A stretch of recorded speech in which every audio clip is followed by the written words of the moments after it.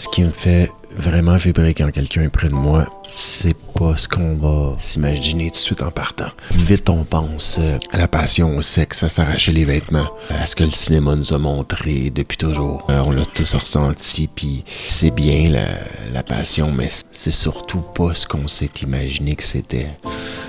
La passion, c'est une réaction chimique qui est là pour qu'on se reproduise comme espèce. Et c'est pas une mauvaise chose, encore une fois, mais on mélange la passion, puis on mélange l'amour, puis on mélange plein d'autres formes de vibrations.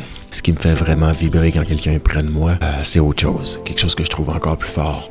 C'est une étincelle, ce qu'on va appeler la présence. Un regard soutenu sans être trop prenant. C'est l'électricité humaine, mais souvent dans un presque silence. C'est la sincérité. Quand une personne parle vrai sans masque, vulnérable.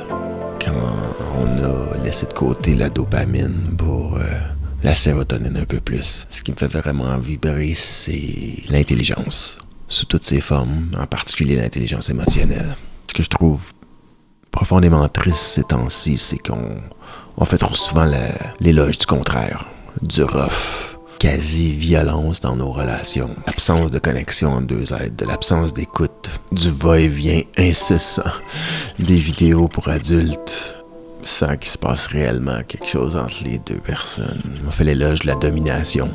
Puis, ok, pour un moment, deux adultes consentants, c'est bien correct, mais ça peut pas être juste ça. Puis ce qui est certainement pas moins triste, c'est de voir le pourcentage en pleine ascension des gens de moins de 30 ans partout en Occident qui n'ont plus des vrais moments de connexion physique. Puis ça, c'est pas moi qui le dis, c'est tout plein d'études à travers le monde, en particulier l'Occident. Ça fait partie de ce qu'on a besoin, je pense, pour être globalement en santé, je dirais.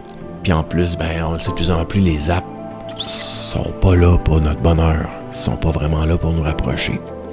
Puis c'est pas, je suis pas après les démoniser, je les utilise, mais la vraie raison de toutes les apps qui sont sur nos téléphones, toutes, c'est monétiser notre temps, monétiser nos données, faire de l'argent.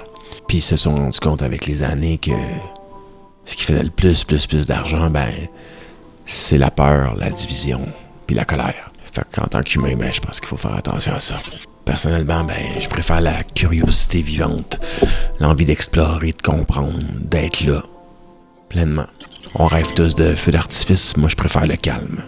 Le vrai avec un grand C, celui qui rassure, qui laisse la place. Le geste lent, délicat. L'écoute, c'est fucking sexe. Présence douce, forte à la fois, qui est pas envahissante. Puis la petite connexion qui naît sans jugement naturellement. Vibrer, c'est les corps qui se rapprochent. Très lentement. Ce qui me fait vibrer quand quelqu'un est près de moi, bien honnêtement, c'est la douceur. Puis ça, je pense que c'est ce que femme veut.